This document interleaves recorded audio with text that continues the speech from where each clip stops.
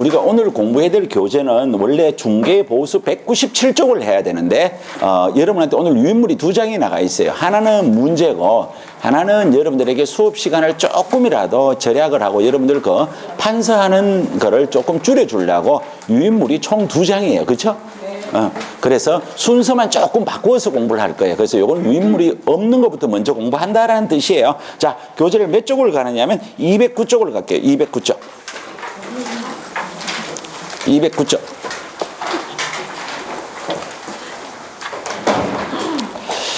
자, 209쪽에 가면 뭐가 나오냐면 금지행위라는 게 나와요. 자, 그래서 이 금지행위라고 하는 것은 말 그대로 중개업에 종사하는 사람들이 해서는 안 되는 게 뭐냐면 이게 금지행위.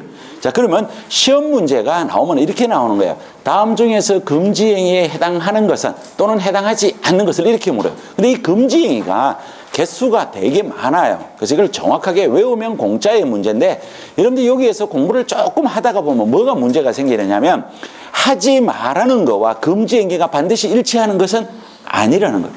왜? 우리 하지 말라는 거 여러 가지가 있어요.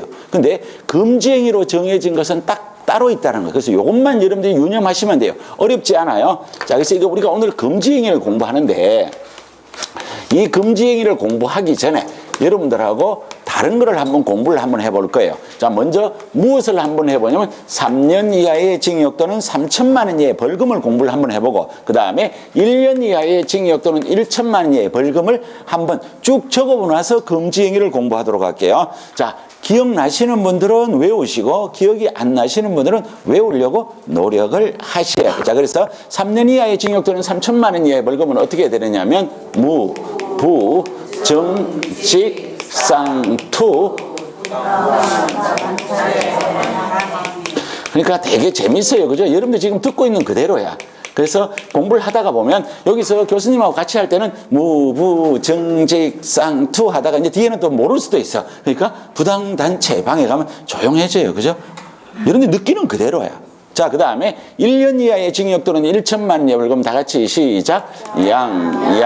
이, 사, 금, 매매, 협조, 그 다음에 비전공, 광고 이렇게 돼요. 자, 그래야 되는데 우리가 오늘 여기에서 이 내용에서 새로운 걸 또 하나를 공부를 할 거예요. 조금 있다가. 자, 뭐를 공부하느냐면 여기는 무부양량이라는 게 있어요. 요거는 오늘 처음 배우는 건데 이따가 한번 연습을 해볼 거예요. 요게 뭐냐면 이게 포상금이라는 게 있어요. 이게 포상금 지급 사유예요. 이따가 공부할 거예요. 이게 포상금 지급 사유. 자, 그 다음에 우리가 금지행위라고 하는 것은 여기 있는 정직상투 부당단체 방해와 이쪽에 있는 거금 매매 협조. 요게 뭐냐면 요게 금지행위. 그럼 여기에 있는 요 중간에 있는 요 이사라고 하는 것은 이중 등록, 이중 소속, 그 다음에 요 밑에 있는 게 요게 이중 사무소. 그럼 요게 뭐하고 똑같냐면 임시중개 시설물하고 똑같아요. 그러면 우리가 지금 3년 이하의 징역 또는 3천만 원 이하의 벌금과 1년 이하의 징역 또는 1천만 원 이하의 벌금을 금지행위 알고 그 다음에 포상급 지급 사유 알고 이중등록, 이중소속, 이중사무소 알면 뭐만 남느냐면 비전공, 광고만 남는 거예요. 그럼 이거 공부를 한번 더 해보면 요 B는 뭐냐면 비밀, 준수, 의무. 우리 지난주에 공부했잖아요. 그렇죠? 자, 그 다음에 요 정은 뭐냐면 거래정보사업자랑 관련이 있어요. 그래서 이건 거래정보사업자가 정보를 개업공인중개사에 따라서 다르게 차별적으로 공개하면 1년 이하의 징역 또는 1천만 원 이하의 벌금이에요. 자, 요거는 2개가 있어요. 하나는 공인중개사 아닌 자가 공인중개사를 사칭하는 경우와 또 하나는 개업공인중개사 아닌 자는 공인중개 무슨 공인중개사 사무소 또는 무슨 부동산 중개와 이와 유사한 명칭을 사용하면 된다 안 된다? 안 된다. 자, 요 마지막에 나오는 것은 광고는 요거는 개업공인중개사 아닌 자는 중개의 대상물에 대한 표시 광고를 하면 된다 안 된다? 안 된다. 그럼 우리가 여기에는 다음 주에 배울 3년 이하의 징역 또는 3천만 원 이하의 벌금과 1년 이하의 징역 또는 1천만 원 이하의 벌금을 다 공부를 한 거예요. 그 중에서 여기는 조금 있다가 무부양양을 싹 들고 나오면 이게 포상급 지급 사유예요. 그래서 무부양양은 포상급 지급 사유라는 걸 오늘 세 번 얘기했어요. 자, 그 다음에 정직상투 부당단체 방해와 거금 매매 협조가 여기 뭐냐면 금지행.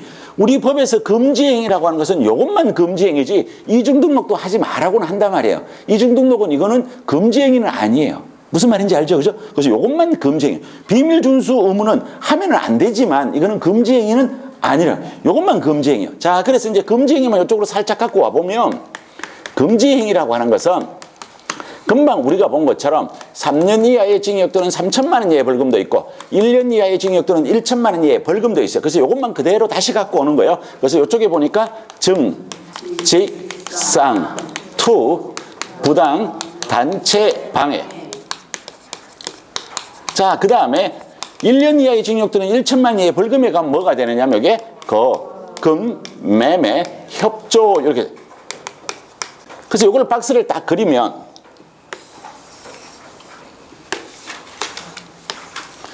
야도 금지행위고 야도 금지행위인데 금지행위 중에서 야를 하다가 잡히면 행정형벌이 3년 이하의 징역 또는 3천만 원 이하의 벌금. 그 다음에 야를 하다가 잡히면 1년 이하의 징역 또는 1천만 원 이하의 벌금.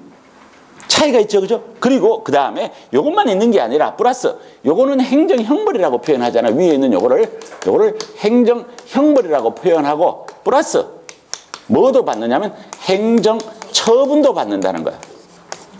그럼 행정처분은 취소와 정지로 나누어지는데 여기에 있는 행정처분은 개업공인중개사는 뭐를 받느냐면 등록을 취소할 수 있는 상대적 등록 취소 사유. 자, 그러면 여기 있는 소속공인중개사는 어떤 행정처분을 받냐면 자격 정지를 받아. 그러면 우리가 참새가 방앗간을 그냥 지나갈 수 없잖아. 이것도 또 연습을 해봐야지 맞는지 안 맞는지. 그러면 상대적 등록 취소 사유에가 뭐가 있냐면 3, 보, 겸, 공, 2, 6, 금, 미달, 조직. 금 할 때 금이 뭐예요? 금지. 자, 이게 소공의 자격정지에 가보면 다 같이 시작. 이인, 설, 개, 금. 그렇죠?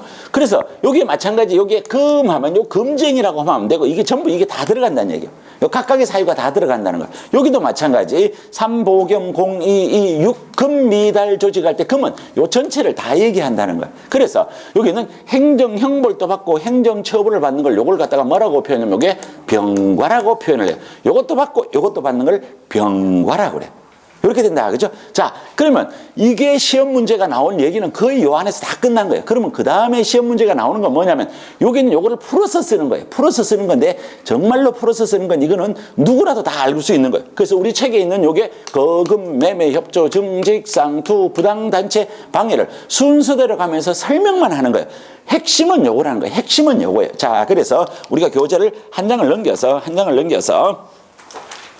210쪽에 가보면 새카만 네모 2번에 가니까 뭐가 나오느냐면 개업공인중개사 등의 금지행위에서 양갈로 1번 중개 대상물로 뭐를 하면 돼요? 매매를 업으로 하면 돼요. 자, 그럼 여기는 요걸 지금 설명하는 거예요. 여기 있는 거 요걸 다시 이쪽으로 끄집어내서 매매 협조라고 되어 있는데 자, 요게 우리 책엔 지금 매매가 제일 먼저 나와 있는데 요 매매는 뭐냐면 개업공인중개사 등이 중개 대상물을 매매를 업으로 하면 안 돼요. 자, 요 매매를 업으로 하는 대상이 뭐냐면 이게 중개 대상물. 자, 그러면 여기에서 매매를 업으로 한다는 뜻은 뭐냐면 여기에 중개업에 종사해 보신 분들도 있고 실제로 투자를 많이 해보신 분들도 계실 거란 말이에요. 그래서 이 중개업에 종사하는 개업공인중개사 등은 일반인들보다 부동산에 대한 정책이나 가격이나 흐름을 잘 안단 말이에요. 그래서 가격이 내려간다 싶으면 물건을 막 사들이는 거야. 그렇죠? 그러다가 가격이 오르면 뭐야? 막 파는 거예요. 그러면 중개업에 종사하는 사람들은 부를 누릴 수가 있어. 근데 국가 입장에서 봤을 때는 잘하는 거야, 못하는 거야? 못하는 거야. 이걸 하면 안 된다는 거야. 그래서 이게 중개 대상으로 매매를 업으로 하면 안 된다는 거야.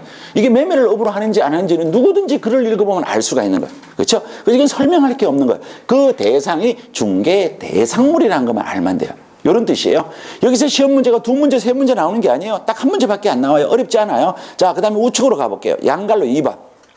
중개사무소에 개설 등록을 하지 아니하고 중개업을 영위하는 자인 사실을 알면서 그를 통하여 중개를 의뢰받거나 그에게 자기의 명의를 이용하게 하는 행위를 땡땡하고 옆에 두 글자를 적어달라 그래서 이걸 우리가 뭐라고 공부하냐면 협조라고 공부하는. 이거 협조예요. 그럼 이 협조라는 게 뭐냐면 개업공인중개사는 자기가 모르는 여러 가지 물건 같은 걸 갖다가 다른 사람한테 이게 협조를 해야 되는데 상대방이 누구인 사람과는 놀지 마라고 하는 거냐 하면 개업공인중개사가 아닌 줄 알면서는 그거 협조하면 안 된다는 거예요. 그럼 이거 반대 해석을 하면 누구끼리 노라는 얘기요? 개업공인중개사끼리 노라는 거예요. 그래서 자격증 없는 사람들하고는 놀지 말라는 거예요. 그래서 일반인들이 이제 자격증 없이 물건 들고 다니는 소위 말해서 여러분들 현장에 나가면 이런 사람들을 뭐라고 얘기하면 보따리 장사를, 보따리 장사. 이런 사람하고 놀지 말라는 거예요. 이런 뜻이에요. 그래서 이거는 상대방이 무등록 개업공인중개사인 줄 알면서 그와는 놀지 말고 개업공인중개사끼리 놀라는 거예요. 이게 금지행위예요. 글 읽어보면 누군지 다 알 수 있어요. 자, 그 밑에 내려갑니다. 자, 그 밑에 내려가니까 3번. 사례, 증여, 그 밖의 어떠한 명목으로도 동법 규정에 따른 보수 또는 실비를 초과하여 금품을 받는 게 우리가 조금 있다가 뭐를 배우느냐면 중개의 보수를 배운단 말이에요. 그 법에서 정한 보수 이외에는 단 한 푼도 받지 마라고 하는 거예요. 요거예요. 그죠? 그래서 요거는 이제 초과 금품 수수를 하지 마라는 거예요. 그럼 이 얘기는 법에서 정한 돈만 딱 받으라는 거예요. 그래서 여러분들이 시험 치러 갈 때 그저는 어떠한 문장에서도 법에서 정한 보수나 실비 이외에는 받으면 된다, 안 된다? 안 된다. 그래서 우리 요 연습 한만 살짝 하고 넘어가 볼게요. 자, 요렇다는 거예요. 요런 중개 대상물이 아파트인데 이게 4억짜리라는 거예요. 4억짜리인데 요율이 0.4%면 우리는 매도한테 160만 원, 매수한테 160만 원, 개업공인중개사가 혼자 했을 때 그러면 양측에서 곱하기 1을 하면 얼마를 받냐면 320만 원을 받는다는 거예요. 그런데 여러분들이 너무 이걸 잘해갖고 요 일방만 갖고 따지는 거야. 판 사람이 너무 기분이 좋다고 여러분한테 얼마를 줬냐면 200만 원을 줬다는 거야. 살짝 여러분들이 옆구리는 찔렸겠죠. 그죠? 그냥 200만 원 주지 않았을 거란 말이야. 옆구리는 살짝 찔렸어. 사모님 제가 비싸게 잘 팔아드렸으니까 사모님 되게 저한테 고마워해야 된다라고 옆구리를 살짝 찔렸어. 그러니까 이게 법으로는 160만인데 40만 원을 더 받았어. 그러면 요 초과된 부분은 요거는 뭐냐면 무효예요. 무효란 얘기를 여러분들이 잘 해석해야 돼요. 언제까지 무효입니까? 라고 물으면 곤란하다는 거예요. 민법 시간에 배웠잖아. 무효는 무효야. 그래서 이거는 언제라도 무효. 상대방이 돌려달라고 하면 무조건 돌려줘야 돼. 그러면 이걸 돌려줬다고 해서 금지행위에서 벗어나는 것은 아니라 단지 금지행위에 해당되더라도 상대방이 돈만 돌려주면 의의를 제기해야 안 해요? 안 해. 그냥 넘어가는 것 뿐이에요. 이 돌려줘도 이거는 금지행위에 걸리기는 걸린다라는 뜻이에요. 그래서 초과 부분은 무효라는 거예요. 그래서 이런 내용이 나오는 것이 이게 초과 금품 수수에 법에서 정한 요율 이외에는 단 한 푼도 받으면 안 됩니다. 이런 얘기예요. 그래서 판례에 가면 이런 판례가 있어요. 그냥 살짝만 한번 들어봐봐요. 자, 이게 이제 이번에는 이제 임야로 바뀌어요. 자, 임야로 바뀌어갖고 이게 10억짜리야. 그럼 요율이 0.9%야. 그럼 이게 이제 900만 원을 받아야 되는데 여기서부터 거리가 2시간 돼. 가는데 2시간, 오는데 2시간. 그럼 하루 종일 걸린다는 얘기야. 그렇죠? 그래서 여러분들 이걸 갖다가 상대방한테 얘기할 때 법정 보수는 900만 원인데 저는 1,500만 원을 주지 않으면 이거를 아예 물건을 안 보여드리겠습니다. 라고 상대방한테 얘기했어. 그 상대방이 들으니까 기분 좋아, 나빠? 나빠. 그래갖고 남구청장한테 바로 찔렸어. 그러면 이거 1,500만 원 달라고 하는 개업공인중개사는 금지행위로 처벌을 받을까 안 받을까? 안 배운 것 같죠, 그죠? 우리가 이걸 다 배웠어요. 어디서 배웠냐면 중개업은 다른 사람의 의뢰에 의하여 그다음 뭐가 나와요? 일정한 보수를 바꾸죠. 받았어 안 받았어? 받았어요. 이해돼요? 처벌 안 받아요. 괜찮아요. 안 받았잖아. 받으면 문제가 돼요. 자, 이번에는 야가 이렇게 잘 해줬어. 이번엔 겁이 나갖고 잘 해줬어. 이제 더 안 달라고 하고. 근데 이걸 갖다가 산 사람이 저처럼 머리가 허연 이 노신사야. 그래서 여러분한테 얼마를 줬느냐 하면 2천만 원짜리 당좌 수표를 줬어. 내일 돌아오는 거야. 내일 돌아오는 거. 내일 아침에 여러분들이 들고 은행에 가서 기분 좋게 2천만 원을 해달라고 지급을 해달라고 그랬어. 은행에서 뭐라고 했냐면 이 수표는 부도가 난 수표이니 확인 후 다시 제출하시기 바랍니다. 그랬어. 부도가 난 거 수표란 거야. 그럼 이거는 초과금품 수수에 걸릴까 안 걸릴까? 그렇죠? 한번 생각해봐요. 상식이야, 상식. 자, 우리 쌤이 안 받았다 그랬어요. 안 받았어요? 받았어요. 단지 부도가 났을 뿐이에요. 이건 초과금품수수에 해당이 된다. 여러분이 잘 들어보면 두 개 판례가 딱 상반되잖아. 달라 그랬는 거 안 받았잖아. 앞에 거는. 이거는 괜찮고 이거는 받았어요. 받는 순간에는 받았다고. 근데 부도가 났을 뿐이에요. 이건 초과금품수수에 해당된다는 판례가 있어요. 그냥 여기까지 너무 심각하게 또 이거 갖고 쉬는 시간에 막 싸우지 말고 판례가 그런 게 있다는 거기까지요. 몰랐으면 이런 게 있다는 거. 판례는 내가 판례한 거 아니잖아. 나보다 훨씬 똑똑한 사람이 새카만 오래 쓰다가 빨간 거 딱 하고 땅땅 때린 사람이 한 거야. 우리 따라야 되는 거야. 그런 얘기. 자, 그래서 이게 초과금품수수가 뭐라는 걸 봤다는 거야. 자, 그 다음에 한 장을 넘겨요. 자, 한 장을 넘기면 4번. 당해 중개 대상무로 거래사항의 중요사항에 관하여 뭐가 나와요? 거짓된. 자, 이 그는 뭐냐면 거짓된 은행이에요. 이 거짓된 은행이라는 것은 쉽게 말해서 중개업에 종사하는 사람이 일반인들보다 진짜 많이 한단 말이에요. 그래서 상대방한테 거짓말 하면 돼요? 안 돼요? 안 돼요. 뭐 어떤 거짓말이라는 것은 우리 중개 대상물의 확인 설명 사항에 들어가는 모든 내용은 거짓말에 해당이 되는 거예요. 그럼 예를 들어서 이렇다는 거예요. 울산의 실정을 잘 모르는 외부에 있는 사람이 여러분한테 물건을 의뢰했어. 그래갖고 여러분들이 실제로는 가격이 여기에 있는 요 가격이 5억 정도밖에 안 하는 건데 이게 원래 7억인데 내가 사모님이 너무 마음에 들어서 4억 9천까지 깎아드립니다 라고 얘기했어. 엄청나게 많이 깎아줬죠? 실제는 얼마짜리야? 5억짜리 거의 깎아주지도 않았다고. 이런 것도 뭐에 들어가면 거짓된 은행에 들어가면 그냥 그렇게 생각하면 돼요. 그러면 쉬운 말로 이 거짓된 은행이라는 것은 우리가 의뢰인들한테 거짓말 하면 된다 안 된다? 안 된다. 그냥 그렇게 생각하면 돼요. 하나도 안 어려워요. 그러면 여기 있는 요걸 보면 거금 매매 협조. 아, 무슨 말인지 정도만 알면 되는 거예요. 어려운 내용이 절대로 나올 내용이 아니에요. 걱정 안 하셔도 돼요. 자, 그 다음에 우측에 213쪽에 가보면 지금까지는 거금 매매 협조는 이쪽에 있는 1년 이하의 징역 또는 1천만 이하의 벌금 사유에 해당이 되는 걸 얘기했어요. 자, 그 다음에 이제 요 다음부터 나오는 건 여기 있는 증직상투 부당단체 방해 이걸 보는 거예요. 자, 그러면 이제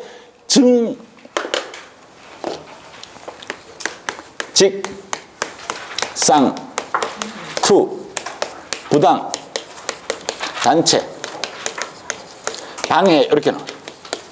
자, 그러면 여기 요 증은 뭐냐면 요거는 증서예요. 개업 공인중개사 등이 증서를 A와 B 사이에 중개해 주거나 아니면 의뢰인들 걸 여러분들이 사거나 여러분들이 갖고 있는 걸 의뢰인들한테 팔면 안 된다는 거예요. 그럼 우린 여기에서 증서가 무엇이냐라는 것만 알면 돼요. 이 증서는 입주자 저축 증서, 청약 저축, 청약 예금, 청약 부금, 무허가 철거 예정 확인서 이런 것들을 사거나 팔거나 하면은 안 된다는 거예요. 자, 우리가 아까 여기서 차이가 뭐 때문에 헷갈리느냐면 요거 때문에 헷갈려요. 매매업은 금지행인데 요 대상이 뭐냐면 중개 대상물. 요거는 뭐에 관한 거냐면 증서에 관한 것을 사거나 팔거나 교환하거나 아무거나 하면 안 된다는 거예요. 그래서 이 증서를 굳이 외우려고 하면 안 돼요. 이 증서는 여러분들이 입주자 저축, 청약 저축, 청약 예금, 청약 부금이 무엇인지만 알면 돼요. 이거는 청약하면 1순위, 자기 1순위를 갖고 있는 것을 청약할 수 있는 권리잖아요. 이걸 다른 사람한테 돈 주고 사면 된다, 안 된다? 안 된다. 이걸 A와 B 사이에 중개하면 된다, 안 된다? 안 된다. 여기까지만 알면 돼요. 자, 그래서 우리가 여기에서 증서인지 아닌지를 시험 문제에 묻는 게 이걸 물어요. 분양권은 증서예요, 증서가 아니에요? 아니에요. 이거 대답 못하면 상당히 곤란해. 증서는 뭐냐? 여기는 분양권은 뭐냐면 중개 대상물이 그러니까 증서가 아니지. 당연한 거죠. 그렇죠? 그 다음에 요런 단어가 하나가 더 나와요. 이 상가 분양 계약서는 이거는 증서로 보지 않는다는 거예요. 그래서 여기 있는 분양권과 상가 분양 계약서는 이거 증서에 해당되지 않는다. 이런 얘기. 자, 그래서 우리 교재 213쪽에 판례에 가봐요. 딱 박스 213쪽. 자, 그러니까 판례. 그 나와있다. 그죠? 뭐라고 나와있어? 상가 분양 계약서. 중간에 거 볼 필요 없어. 끝에 가보니까 이거는 임대 등과 관련 있는 증서라고 볼 수 없다. 우린 중간에 있는 거 이거 묻지 않아요. 그래서 요 두 개만 알면 돼요. 나머지는 우리가 이제 의심스러운 건 이거는 증서다. 이렇게 생각하면 돼요. 아무 내용도 아닙니다. 자, 그 다음에 나오는 게 요 지금 뭐라고요? 직접 거래. 자, 요 직접 거래는 우리 그 밑에 교재에 가보니까 양갈로 6번에 중개 의뢰인과 직접 거래할 때 직접 거래 밑줄 긋고 직에다가 동그라미. 그 옆에 가니까 쌍방을 대리할 때 쌍에다가 쌍방 대리를 밑줄 긋고 쌍에다가 동그라미. 요거예요. 자, 그러면 여기에 직접 거래라고 하는 게 뭔지를 이제 의미만 알면 되는 거예요. 자, 그래서 여기 요 직접 거래도 요런 거예요. 자, 요런 중개 대상물이 있어요. 여기에 매도가 있고 매수가 있고 요게 개업 공인중개사가 있어요. 이 직접 거래라고 하는 것은 전제가 뭐가 전제가 되냐면 의뢰인이 의뢰를 하는 게 전제가 되는 거예요. 의뢰인과는 아무것도 안 된다는 거예요. 직접 거래는 뭐를 얘기하냐면 의뢰인과는 매매를 해도 안 되고 교환을 해도 안 되고 임대차를 해도 안 된다는 거예요.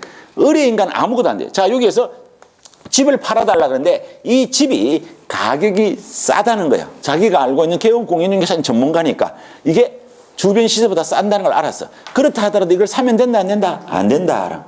자, 이거 여기는 또 무슨 단어까지 포함이 되어 있냐면 여긴 요 사람이 소장님 전셋집 하나 구해주세요 그랬어. 근데 마침 여러분들이 집이 여러 채를 갖고 있어서 하나가 딱 기간이 만료가 되는 거야. 만료가 되는데 거기 있는 그거를 여러분들이 여기 있는 요 임차인하고 계약을 하면 안 된다는 거야. 그 여러분들 머릿속에 어떤 생각이 들어있느냐 하면 아니 그 지금 내가 알고 있는 개업 공인중개사를 다 이거 하고 있는데 라고 생각하면 공부가 절대로 안 된다는 거야. 그 원래 하면 된다 안 된다? 안 된다. 안 된다는 거예요. 안 되는데 제 현실에 하는 걸 내가 어떻게 하냐고. 그건 어떻게 할 수 없는 거예요. 여러분들이 나중에 시험 칠 때까지는 안 되고 현장에 가서 하시는 건 여러분들이 알아서 하시라고. 안 잡히면 그뿐. 그렇죠? 잡히면 이런 벌을 받는데 난 잡힌 사람은 본 적은 별로 없어요. 그렇다는 거예요. 그래서 이거는 이론상은 절대로 하면 안 된다는 거예요. 자, 그래서 의뢰인과는 매매도 안 되고 교환도 안 되고 임대차도 안 돼요. 아무것도 안 돼요. 그럼 여기엔 요 의뢰인에는 소유자 본인은 당연한 거죠. 그 다음에 소유자의 대리인과도 안 된다는 거예요. 그 다음에 요 소유자의 일을 맡아서 하는 수임인과도 안 된다는 거예요. 그러면 개업공인중개사는 의뢰인과는 매매, 교환, 임대차가 안 되는데 요 의뢰인에는 소유자 본인, 소유자의 대리인, 소유자의 수임인과도 이걸 하면 된다 안 된다? 안 된다는 거예요. 절대로 안 되는 거예요. 하다가 잡히면 3년 이하의 징역 또는 3천만 원의 벌금이요. 무서운 거예요. 자, 그런데 여기에서 이런 단어가 하나가 나오는 거예요. 그런데 여기에서 직접 거래에 해당되지 않는 것 하는 게 나온다는 거예요. 직접 거래에 해당되지 않는 것의 1번에 뭐냐면 다른 개업 공인중개사를 통해서 사거나 다른 개업 공인중개사를 통해서 파는 것은 직접 거래도 아니다? 아니다. 누구를 거치는데 무슨 직접이야? 그렇죠? 이건 당연한 거예요. 자, 두 번째 뭐가 있느냐면 배우자. 여러분들이 요 물건이 마음에 드는데 여러분들 본인 이름으로 등기하면 이거는 뭐냐면 직접거래에 걸려. 근데 배우자의 명의로 등기하면 직접거래에 해당되지 않는다. 이게 판례예요. 그러면 마찬가지로 여기는 요 사람이 소장님 전셋집 하나 구해주세요 라고 했는데 이게 내 이름이 아니고 내 배우자의 이름이면 직접거래에 걸린다 안 걸린다? 안 걸린다. 요런 뜻이에요. 이것도 판례에 나와 있는 얘기란 말이에요. 자, 그런데 그러면 여러분이 또 의심스러운 거야. 그럼 나는 혼자 사는데 어떻게 하냐고? 그걸 내가 어떻게 해? 그죠? 알아서 하세요. 그런 거. 자, 그래서 요런 얘기들이 이제 이게 직접 거래예요. 어려운 내용이 하나도 없어요. 자, 그 다음에 나오는 게 뭐냐면 이게 쌍은 쌍방대리. 그럼 이 쌍방대리라고 하는 이 대리는 여러분들이 원장님하고 수업 열심히 하잖아. 대리, 뭐 무권 대리, 권한을 넘은 대리, 뭐 표현 대리. 우리는 그런 어려운 대리 공부하는 거 아니야. 여기서 대리는 뭐냐면 자, 우리가 통상 계약서를 쓸 때 매도 의뢰인, 매수 의뢰인, 개업 공인중개사 3명이 앉아서 계약서를 써야 돼요. 자, 그런데 여기는 매도 의뢰인이 요건을 갖춰서 법적으로 요건을 갖춰서 위임장을 얘한테 다 적어주는 거예요. 정말 위임해 줄 수 있어요.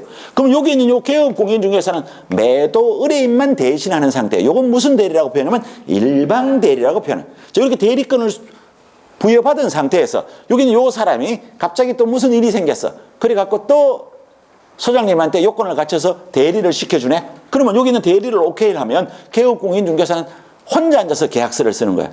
이거 된다 안 된다? 안 된다. 이게 쌍방대리예요. 그래서 이거는 매도 의뢰인도 대리하고 매수 의뢰인도 대리하는 게 이게 쌍방대리.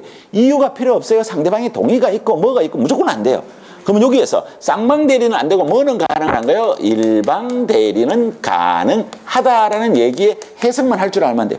여러분들 수준에서는 충분하게 알아들을 수 있는 얘기예요. 처음 들었을 때는 뭐 대리가 뭔 말인지 모르니까 어렵지만 지금 보면 이건 아무 얘기도 아니다. 그죠? 그래서 개업공인중개사는 일방을 대리하는 대리는 가능하지만 쌍방 대리는 가능하지 않습니다. 이거 금지행위예요. 금지행위. 자, 그 다음에 투는 책을 한 장을 넘겨요. 자, 책을 한 장을 넘기면 양갈로 7번에 탈세 등 관계의 법령을 위반할 목적으로 소유권 보존 등기 또는 이전 등기를 하지 아니한 부동산이나 관계의 법령의 규정에 의한 전매 등 권리의 변동이 제한된 부동산의 매매를 중개하는 등 부동산 투기를 조장해. 와, 엄청나게 길다, 그죠? 그래서 이 긴데 이것도 마찬가지요. 자, 이거는 뭐를 하면 안 되냐면 투기라는 글자가 99% 들어가요. 투기. 자, 우리 사회에서 어느 정권 할 것 없이 투기하라고 한 적 있어요, 없어요? 없어요. 이 투기하면 안 돼요, 그죠? 자, 이 투기의 가장 대표적인 얘기를 딱 두 가지로 나타내요. 하나는 뭐냐면 중간 생략 등기. 자, 중간 생략 등기라는 것은 A에서 B, B에서 C, C에서 D 요렇게 넘어가야 되는데 요 중간을 싹 빼고 A에서 D로 바로 넘어가는 걸 갖다 뭐라 그래요? 중간 생략 등기. 우리 소위 말해서 사회에서는 이게 뭐예요? 미등기 전매. 근데 문제는 이런 게 이제 시험 지문에 나온다는 거야. 이거 하면 안 되는데 야가 원래 1억에 샀어요. 1억에 사가지고 야한테 중간에 걸 생략을 하고 1억에 넘긴 거 전매 차익이 없다는 거예요. 이랬을 때 과연 이게 이제 투기를 조장하는 행위에 해당이 되느냐 안 되느냐의 생각. 그럼 여러분들이 이제 처음에 이걸 공부를 하면 어떤 생각이 들면 전매 차익도 없는데 무슨 이게 투기를 조장하는 행위라는 생각이 들 수가 있지만 이것도 투기를 조장하는 행위에 해당이 된다. 이게 왜 해당이 되느냐면 자, 여기 있는 A가 B한테 1억에 똑같이 넘겼다는 거야. 그럼 B는 뭐를 해야 돼요? 취득세를. 그 다음에 얘한테 C한테 넘겨도 양도 차익은 없더라도 여기 C가 또 뭘 해야 돼요? 취득세를. 근데 이게 중간에 이렇게 빼면 취득세 자체가 국가의 입장에서는 없어지는 거잖아. 그래서 이것도 투기를 조장하는 행위에 해당이 된다. 전매 차익이 없더라도 투기를 조장하는 행위에 해당이 된다는 거예요. 자, 그 다음에 두 번째 뭐가 있느냐면 권리 변동이 제한된 부동산을 중개하는 거예요. 자, 이거는 뭐가 있냐면 여러분들이 이제 공법 시간에 주택법에 가보면 투기 과열지구로 지정이 된 지역에 대해서는 분양권을 뭐 6개월이 됐든 1년이 됐든 2년이 되었든 전매를 제한하는 기간이 있을 수가 있어요. 우리 몇 년을 제한하느냐를 얘기하는 게 아니에요. 이 분양권 전매가 제한된 기간 동안은 중개를 하면 안 된다는 거예요. 근데 그 기간 안에 중개를 하다가 잡히면 뭐에 해당이 되면 투기를 조장하는 행위에 해당이 되어서 금지행위라서 3년 이하의 징역 또는 3천만 원 이하의 벌금에 해당이 된다는 거예요. 무슨 말인지 이해되셨나요? 네. 그런 얘기예요. 자, 그 다음에 부당단체 방해는 원래 법이 새로 들어간 거예요. 새로 들어갔는데 이 내용들은 시험 지문에 나온다 치더라도 어려운 지문이 아니에요. 여기에 가보면 부당이라는 단어가 실제로 3분이 나와요. 근데 이게 3분 다 나와도 되지만 한 분만 나와도 이거는 금지행위에 해당이 되는 건데 이거는 특별한 내용이 없어서 그냥 법 조문만 한번 읽어보면 돼요. 자, 우리 교재의 215쪽에 자, 215쪽에 양갈로 8번에 부당한 이익을 얻거나 제3자에게 부당한 이익을 얻게 할 목적으로 거래가 완료된 것처럼 꾸미는 등 중개 대상물의 시세에 부당한 영향을 주거나 줄 우려가 있는 행위. 자, 이거를 그냥 굳이 설명을 하려고 하면 제가 한번 설명을 드려볼게요. 자, 이번에 이게 이제 아파트라고 하지 말고 여기에 있는 이제 그럼 이 아파트에도 관계가 없어요. 자, 이 아파트도 관계가 없는데 혹시 또 누가 여기 살고 있을까 봐 걱정이 돼서 말하기가 참 부담스러운데 자, 그냥 나홀로 아파트는 나홀로 아파트인데 시내에 있는 나홀로 아파트가 아니고 좀 외곽지에 있는 나홀로 아파트야. 그래서 여기는 거래가 지금 없어. 거래가 없는데 여기는 요 2층이 비싼 가격에 거래가 되었다고 상대방한테 얘기하는 거야. 실제로는 거래가 된 적이 있다 없다? 없다. 그래 갖고 여기 있는 요 층이 이거보다 훨씬 싸다라고 얘기를 하는 거야. 이게 뭐냐면 거짓말로 부당한 이득을 취할 목적이 된다는 거야. 이게 부당이라는 거야. 그래서 이거는 여러분들이 글만 읽어보면 나쁜 짓인지 아닌지 그냥 알 수가 있어. 무슨 말씀인지 충분하게 이해가 될 거예요. 그죠? 그래서 조문만 한 번 더 읽어볼게요. 부당한 이득을 얻거나 제3자에게 부당한 이익을 얻게 할 목적으로 거짓으로 거래가 완료된 것처럼 꾸미는 등 중개 대상물의 시세에 부당한 영향을 주거나 우려가 있는 행위를 하면 이거는 이제 금지 행위에 3년 이하의 징역 또는 3천만 이하의 벌금 사유에 해당이 된다는 거예요. 자, 그 다음에 9번째. 단체를 구성하여 특정 중개 대상물에 대하여 중개를 제한하거나 단체의 구성원 이외의 자와 공동 중개를 제한하는. 자, 이제 여러분들이 잘 아시는 것처럼 울산에 옛날에 학원이 많았었어요. 이제 문을 많이 닫았어요. 그래서 이제 학원이 이제 거의 없어요. 그래서 여기 있는 학원이 이제 제일 오래되고 학생들이 합격생이 실제로 제일 많아요. 실제로 이제 오래됐으니까. 그래서 여기 있는 계림 출신들만 똘똘 뭉쳐서 공동중개를 하는 거야. 계림 아닌 사람이 여러분한테 물건을 의뢰하면 여러분들이 에이 됐어, 니하고는 안 놀라고 한다는 거야. 그러면 상대방이 갔을 때 여러분들이 뭐처럼 움직이면 단체처럼 움직인다. 이런 거 하면 된다, 안 된다? 안 된다. 이해만 하면 돼요. 이해만. 이 사례를 만들어서 내지 않습니다. 그럼 요 지문만 요래. 단체를 구성하여 특정 중개 대상물에 대해서 중개를 제하거나 단체 구성원 이외의 자와 공동 중개를 제한행위. 아, 이게 뭐라고? 금지행위. 금지행위 중에서 3년 이하의 징역 또는 3천만 이하의 벌금에 해당된다. 어려운 내용이 아니라는 거예요.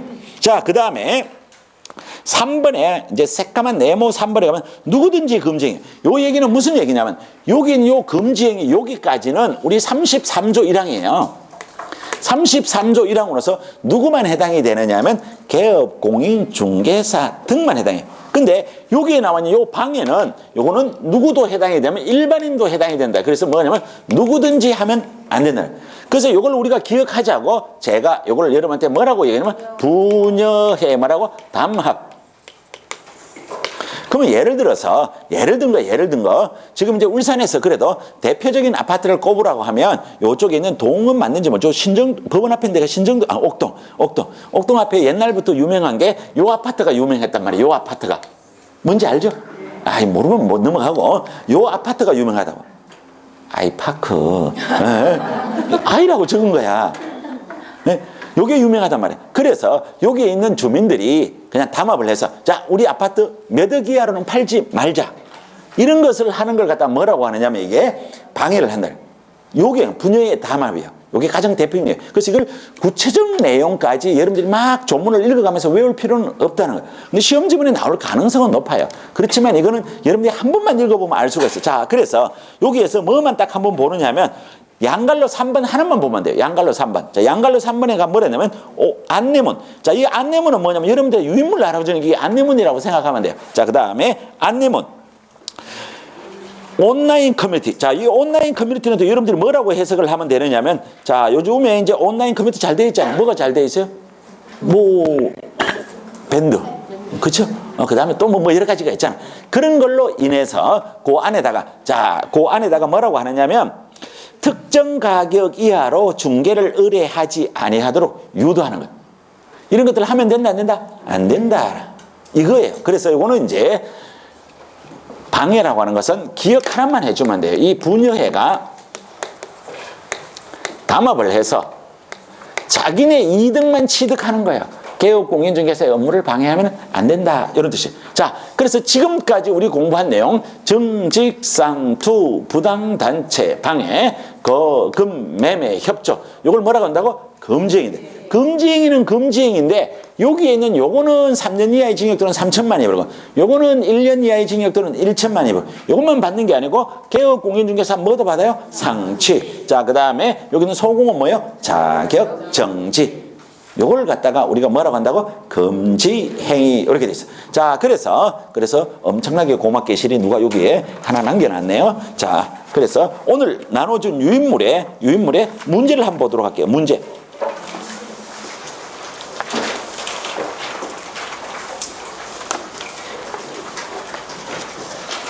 자, 문제예요. 1번 문제. 공인중개사 법령상 개업 공인중개사 등의 금지행위에 뭐라고? 해당되지 않는 것은.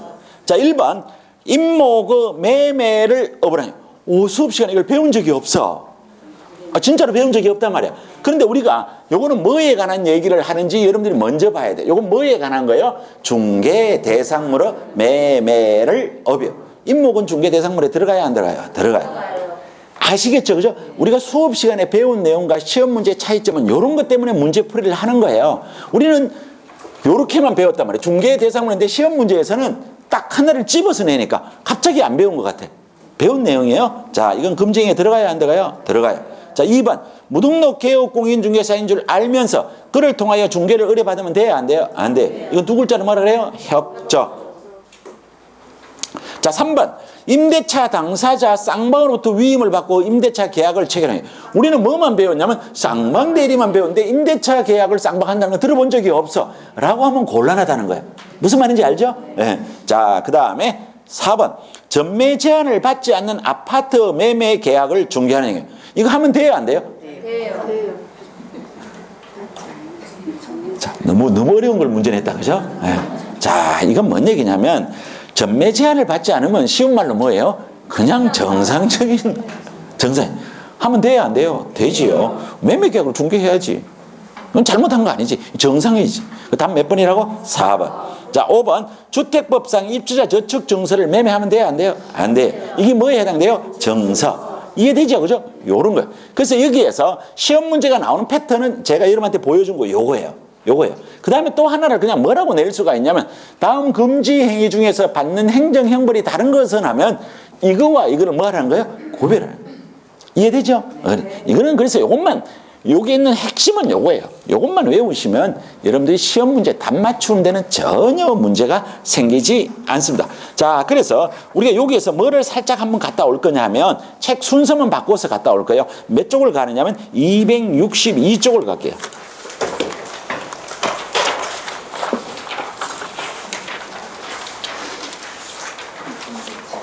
자, 262쪽. 자, 요거는 우리가 1, 2월 달에 수업하지 않는 내용이야.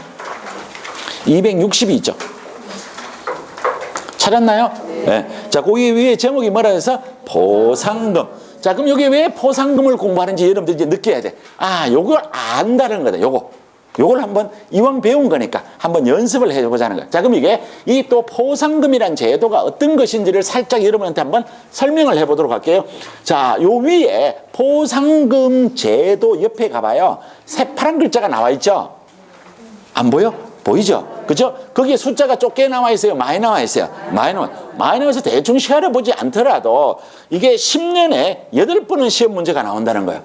포상금 제도가. 그렇죠? 그래서 이걸 갖다가 이번 시간에 이제 여러분들하고 한 80% 정도 수준까지는 한번 만들어 보자라는 거예요. 자, 이 포상금이라고 하는 건 뭐냐면 이런 거예요. 자, 이런 중개 대상물이 있고 여기에 매도가 있고 매수가 있어요. 자, 여기에 개업 공인중개사가 있어요. 뭐 이 밑에 소공이가 있든 뭐 보조원이 있든 그건 별 문제가 없어요.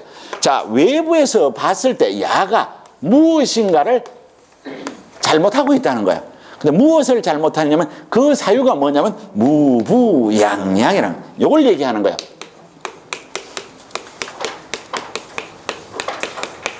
야가 무부양양에 해당된다는 것을 누군가가 알았다는 거예요. 그 누군가가 안 거예요. 그래서 요 사실을 무부양양이라는 사실을 등록관청이나 수사기관에 신고나 고발을 했다는 거예요. 등록관청에 신고나 고발을 했을 때 요 신고나 고발 사건에 대해서 두 번째 검사가 공소제기나 기소유예 처분을 한 경우에 하나요. 한 건당 얼마나 주냐면 50만 원을 지급하는 제도가 이게 뭐냐면 포상금 제도예요.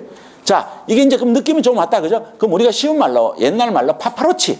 그렇죠? 뭐 잘못된 거 사진 찍어서 신고나 고발하면 돈 줬는 거하고 똑같다는 거예요. 자, 그래서 여기로 다시 와서 이 포상금 지급 사유가 뭐에 해당이 돼야 돼요? 무부양양. 그러면 무부양양이 아니면 포상금 제도에 들어가요, 안 들어가요? 안 들어가요.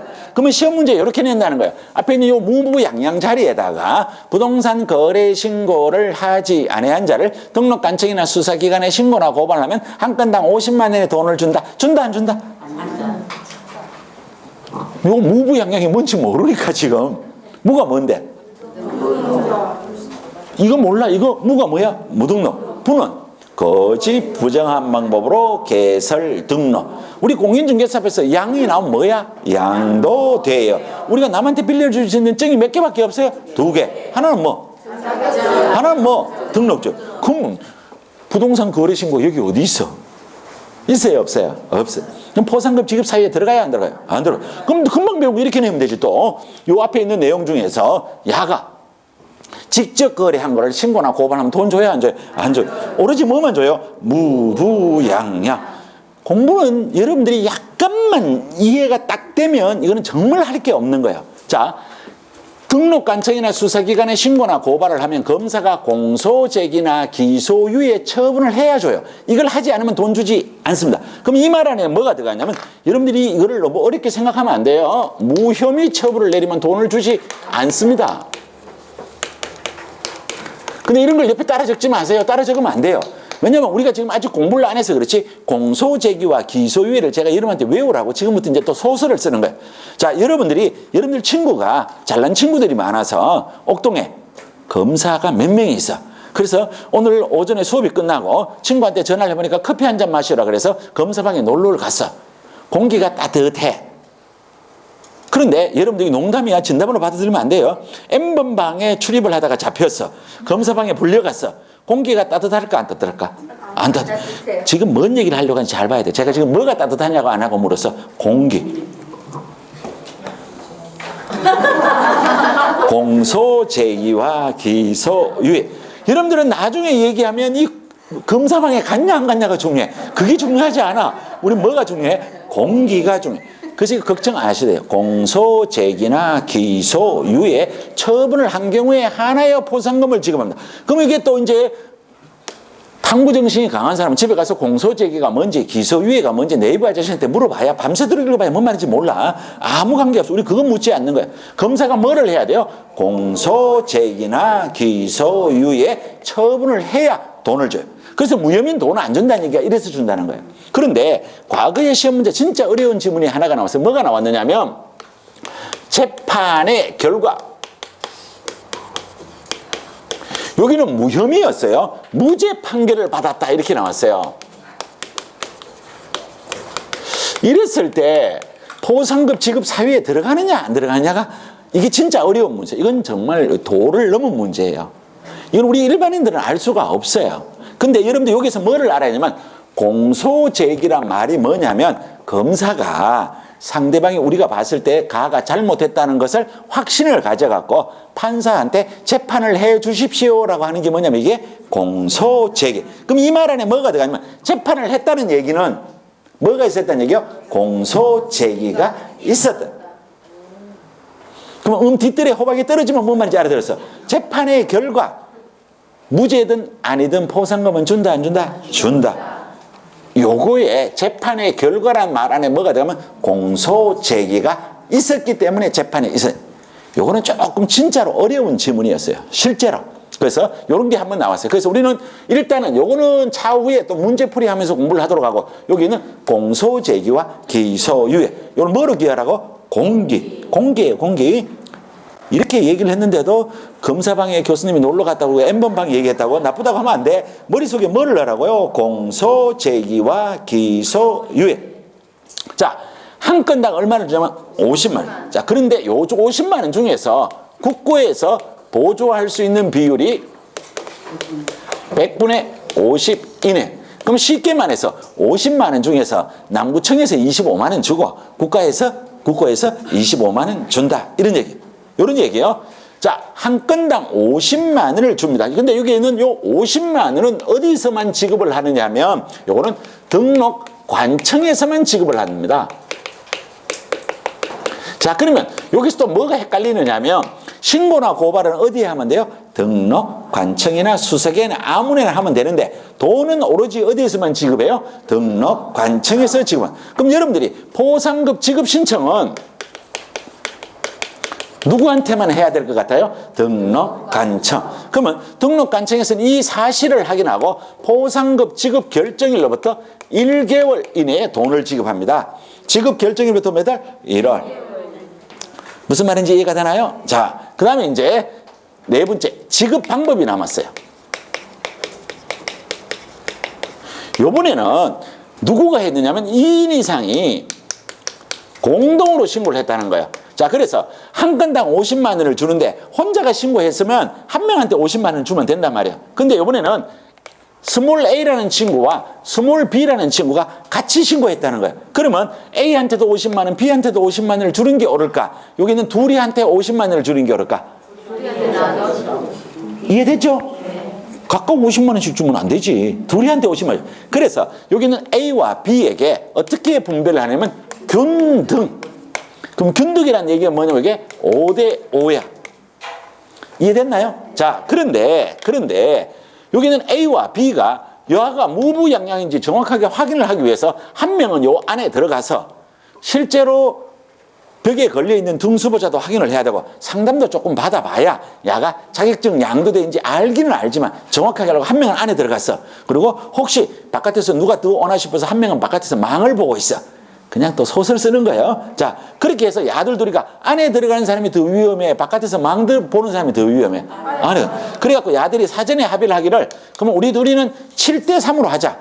A는 70%, 안에 들어가서 혹시 잡히면 맥살도 잡혀야 되니까. 그래서 바깥에 있는 나는 30%만 받기로 합의를 했어. 그러면 이렇게 사전에 협의를 했을 때 7대 3이 우선할까? 균등 5대 5가 우선할까? 5대 5. 이게 시험 문제에 나왔다는 거예요. 지금 여러분들이 답하는 거하고 똑같은 시험 문제가 나온 거예요. 잘 봐. 그러니까 원칙은 뭐예요? 5대 5. 그럼 사전에 아들이 7대 3으로 합의를 했는데 그런데 7대 3이 우선할까? 5대 5가 우선할까? 그러니까 시험 문제 답이 틀리는 거야. 하여튼 반은 틀리고 반은 맞다. 자, 그래서 이 말이 어디엔가 나와요. 자, 그래서 우리 교재 263쪽에 양갈로 3번의 동글레미 두 번째. 아니, 두 번째 아니네. 자, 2인 이상도 아닌데 그 밑에 가서 나와요. 그 밑에. 자, 동글레미 3번 볼게요. 동글레미 3번. 자, 동글레미 3번을 봅니다. 근데 여기 아직 안 배운 단어가 나왔기 때문에 여기 동글레미 3번에 뒤에 것만 봐야 돼. 다만부터 볼게요. 다만 포상급을 지급받을 자가 배분 방법에 관하여 뭐요? 미리 합의하여 포상금의 지급을 신청한 경우 뭐가 돼요? 그 합의된 그러면 우리가 그냥 조금만 더 양보를 해서 상식적으로 생각해도 원래는 몇 대 몇이야? 5대 5. 원래는 5대 5인데 우리가 합의를 했으면 합의한 바가 뭐예요? 우선 공동한 게 우선, 균등이 우선한 게 아니에요. 무슨 말인지 아시겠죠? 네, 이런 거. 지금 어려운 지문이 2개가 나왔어요. 이런 것들이 시험 문제에서 어렵게 만드는 거예요. 자, 그 다음에 두 번째. 하나의 사건에서 2건 이상이 나온다는 거예요. 자, 이 2건 이상이라는 얘기는 뭐냐면 오늘이 4월 14일이요. 여기에 대해서 큰 A가 신고나 고발을 했어. 내일 4월 15일 날 B가 또 신고나 고발을 또 했어. 그러면 그 다음날 C가 4월 16일 날 또 신고나 고발을 또 했어. 그러면 A한테도 주고 B한테도 주고 C한테도 줘야 될까? 누구한테 줘야 돼요? A한테만 줘야 돼요. 그래서 이걸 법으로 따지면 이거 뭐냐면 최초. 그래서 2건 이상이 나오면 뭐가 된다고? 최초. 이해가 되나요? 네. 자, 그러면 이제 우리 책에 한번 가볼게요. 자, 책의 순서만 다르지만 요 얘기가 그대로 나와요. 자, 새카만 네모 1번의 서설의 양갈로 2번 포상금은 한 건당 얼마? 50만. 자, 그 다음에 100분의 50 이내 범위에서 어디에서 지원해요? 국고. 새카만 네모 2번의 양갈로 1번 포상급 지급 사유. 자, 포상급 지급 사유는 뭐라고요? 무부양양. 우리 책에는 3줄밖에 없는데요 라고 하면 곤란해. 동글레미 1번 중개사무소 개설 등록을 하지 않고 중개업은 뭐가 돼요? 무등록. 2번 거짓 그바거 부정을 할 때 뭐? 부. 그러면 이게 1번이 무 2번이 부. 그 다음에 3번에 가니까 중개사무소 등록증. 하나는 또 뭐가 나와요? 자격증. 뒤에 양도대여가 나오는 게 뭐예요? 양양. 자, 그 다음에 양갈로 2번 포상급 지급 조건. 포상급 지급 사유 어느 하나에 해당되는 자를, 즉 누구야? 무부양양을. 자, 2번 행정기관에 의해서 발각되기 전에 얘기는 뭐냐면 여기 있는 행정기관에서 이 무부양양이라는 걸 약을 알고 있는 걸 신고나 고발하면 돈 줘요? 안 줘요? 안 줘요? 당연하게 안 주죠. 그렇죠? 자, 그래서 세 번째 등록관청이나 수사기관에 신고나 고발을 하고 그 신고 또는 고발 사건에서 검사가 뭐가 나와요? 공소제기. 공의 동그라미 소제기 밑줄. 그 다음에 기소유예할 때 기 동그라미 소유예 밑줄. 이게 뭐라고? 공기. 자, 그 다음에 우측에 갈게요. 우측에 가니까 포상급 지급 방법. 자, 동그라미 1번. 포상급 지급을 받고자 하는 자는 포상급 지급 신청서를 어디에 제출해요? 등록관청. 자, 2번. 포상급 지급 신청서를 제출받은 등록관청은 그 사건에 관한 수사기관의 처분 내용을 조회한 후 포상급 지급 결정을 하고 지급 결정일부터 몇 월? 1월. 그럼 이런 걸 갖다 이자로 살짝 시험 문제 내는 거예요. 시험 문제 별거 없어요. 자, 그 다음에 3번. 등록관청은 하나의 사건에 대해서 2인 이상이 공동으로 신고 또는 고발해요. 자, 공동으로 하면 뭐가 되느냐는 얘기냐면 둘이가 했다는 거예요. 그럼 야들은 몰래 한다고 공동으로 하면 균등. 근데 사전에 합의한 바가 있으면 합의한 바가 뭐 한다? 우선. 자, 그 다음에 동그라미 4번. 등록관청은 하나의 사건에 대해서 2건 이상 신고 또는 고발이 접수된 경우 누가? 최초. 그쵸? 자, 지금 봐서 여러분들이 우리 책에 지금 없는 단어가 뭐가 있었냐면 요것만 있었단 말이에요. 요거. 그쵸? 요거만 알고는 우리 책에 다 있는 내용이에요. 근데 들어보니까 여러분들이 이해 안 되는 부분이 있어요? 없어요? 없어요. 근데 이게 10년에 8번 시험 문제가 나온다는 거예요.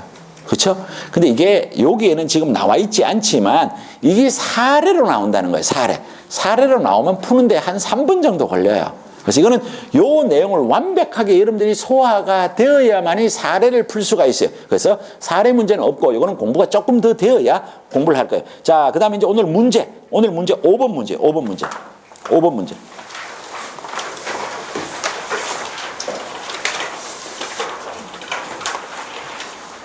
자, 5번. 공인중개사법상 포상금 제도에 관한 설명이다. 틀린 것은 1번. 거짓으로 중개사무소 개설 등록을 한 자에 대하여 등록관청에 신고한 경우에도 포상급 지급 사유에 해당된다. 그럼 이걸 갖다가 포상급 지급 사유에 해당되느냐 안 되느냐 뭐만 갖고 따져요? 무부양양. 무부에 들어가느냐 안 들어가느냐. 거짓으로 중개사무소 개설 등록하면 어디가 돼요? 부정. 오케이? 네. 자, 2번. 시도지사는 포상급 지급 결정을 하고 지급 결정일로부터 1월 이내에 포상급을 지급해야 한다. 맞아요? 틀려요? 절 봐요. 제가 그래서 여러분한테 지금 제 심정은 여긴 이걸 땅에 이렇게 하고 싶어. 이게 뭔 얘기냐면, 자, 우리가 여기에 가서 보면 여기에 시도지사라는 단어가 한 군데나 나와 안 나와? 안 나와. 그러니까 공부를 할 때 항상 주어. 그래서 여기 봐봐요. 자, 등록관청에서만 뭐라고? 지급 신청서는 어디에 제출해요? 등록관청. 근데 이게 지급 결정으로도 1개월이라고 들어가 있으니까 앞에 게 쓱 지나가는 거야. 맞아요? 틀려요? 틀린다면 몇 번? 2번. 누가 지급해요? 등록관청. 그래서 여러분들이 제가 앞으로도 계속 이 얘기를 할 거예요. 문제는 풀어야 돼요. 근데 문제를 푼다라고 하는 건 뭐냐면 내가 알고 있는 걸 테스트하기 위해서 어느 정도 실력이 되었을 때 문제를 푸는 것이지 문제를 풀어서 실력이 는다는 잘못된 거예요. 이게 공부가 되어 있을 때, 이게 어느 정도 공부가 될 때, 이게 시도에서 답은 처음 할 땐 틀릴 수는 있어. 근데 보니까 여기에 있는데 이걸 제대로 활용을 못했구나라는 거를 확인하는 게 문제지, 이 문제를 풀어서 포상금을 이해한다? 여러분들은 그렇게 공부하시면 안 돼요. 그래서 제가 예를 들어서 여기 지나가다가 문제 풀고 있으면 풀지 마세요라고 하는 얘기를 가끔 하기도 해요. 왜? 그 정도 실력이 안 되면 답 찾는 것밖에 안 돼요. 도움 안 된다는 거예요. 자, 오해를 하시면 안 돼요. 그게 다 단계가 있는 거예요. 자, 그 다음에 3번. 초과 보수를 받은 자를 신고 또는 고발했다고 하여 포상급 지급을 받을 수 있는 것은 아니다. 이건 무슨 얘기야? 아니. 내가 묻고자 하는 게 뭐를 묻는 거야? 손이 여기로 와야 돼.